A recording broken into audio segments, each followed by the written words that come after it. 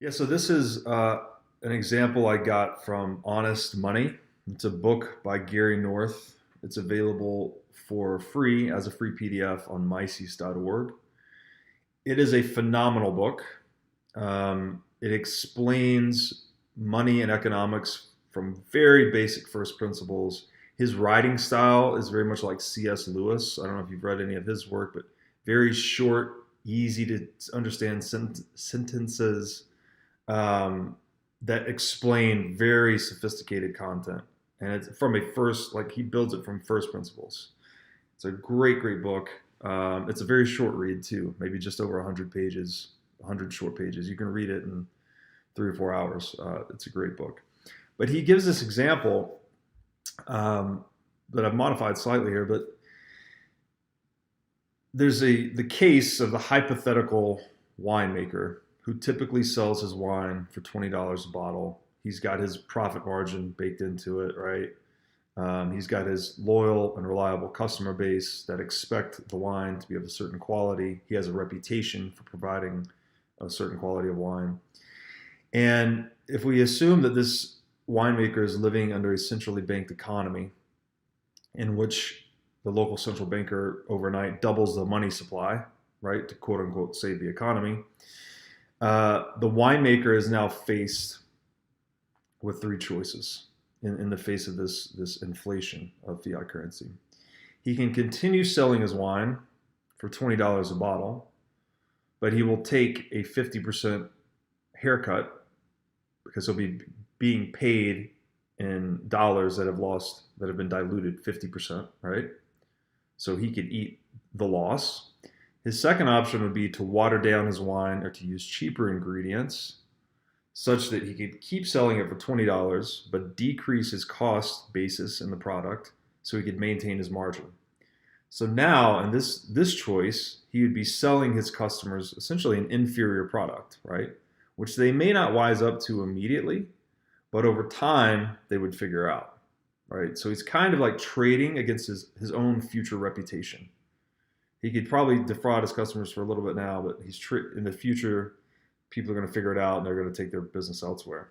His last option is to double the selling price of his wine to $40 and keep using the same inputs to maintain his margin, his quality, etc. So that would be the honest thing to do. If the money supply is doubled, inflation's hit, and we're ignoring a lot of the delayed effects of inflation or whatever for simplicity, but assuming that double the money supply, he would need to double the cost of his wine just to maintain his margin. And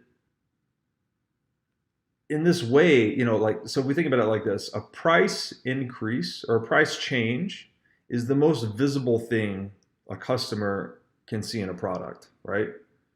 They can't look at the bottle of wine and say, oh, this guy used cheaper grapes. Oh, I can tell his water is like, you can't see it and tell that. What you can tell is the price, right? So merchants, the last thing they ever want to do is increase price. Because if you increase price, you're incentivizing your customer to evaluate their alternatives, to look elsewhere, to look at the competition, to say, should I still buy this guy's wine or should I go buy the other guy at $20 a bottle?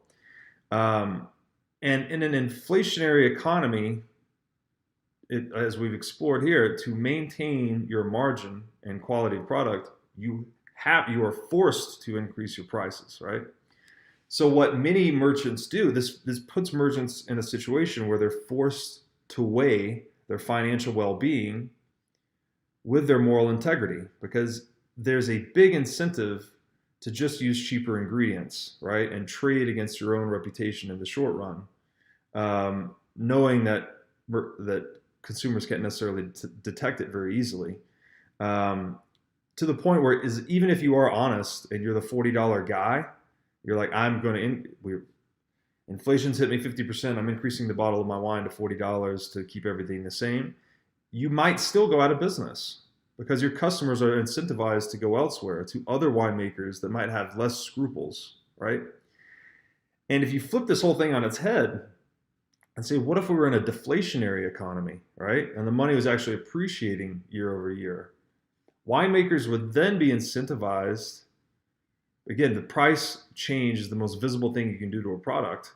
They would then be incentivized to decrease prices because each time you do that, economically at least, that's an inducement to your customer to buy more of your product, right? So then instead of this race to the bottom in terms of product quality, we'd have a race to the bottom in terms of consumer prices, right? Whereas quality staying constant in a deflationary, an economy operating under a deflationary monetary standard like gold or Bitcoin. That's what would happen. So it's in that way that inflation induces producers to deceive their customers in the short run and to dilute their own future reputation. So it's shrinking their time horizon, right? Increasing their time preference, as the Austrians would say. And it infests society, right? Because once one winemaker's done that to one customer, all of a sudden that customer's received inferior value for their money. And whether they consciously detect this or not, it actually influences their buy and sell decisions. And it just radiates out from there. So when we have theft, when we have unrighteousness integral to our monetary system, it actually permeates our character and changes the way we behave. We've perverted our own incentives, and in doing so, perverted our own souls in a way. And I think in the piece I say that inflation's basically an infectious cancer on the moral fabric of society. And I believe that to be true. And I would encourage everyone to go out and read Gary North's book. A lot of people have pushed back on this and said, oh, no, that's the same situation in a purely capitalist economy. And I'm like, I don't think you get it. You need to look at this again. And don't take my word for it. Go read the book. So it's bad. I think as Bitcoiners, one of the best things we can do in the space, because again, a lot of it comes down to the words. A lot of the disagreements come down to person A understands word A to be one thing, person B understands word A to be a different thing. It's all about kind of aligning what these words actually mean. And the number one thing we can destroy in Bitcoin is inflation. Inflation is theft. That's it. It's not anything else.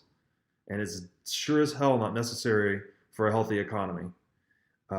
Yet we have Jerome Powell on live TV saying, we're going to get past that 2% inflation and we're going to get this economy revved up again. And people, like who I consider to be smart people, believe that shit.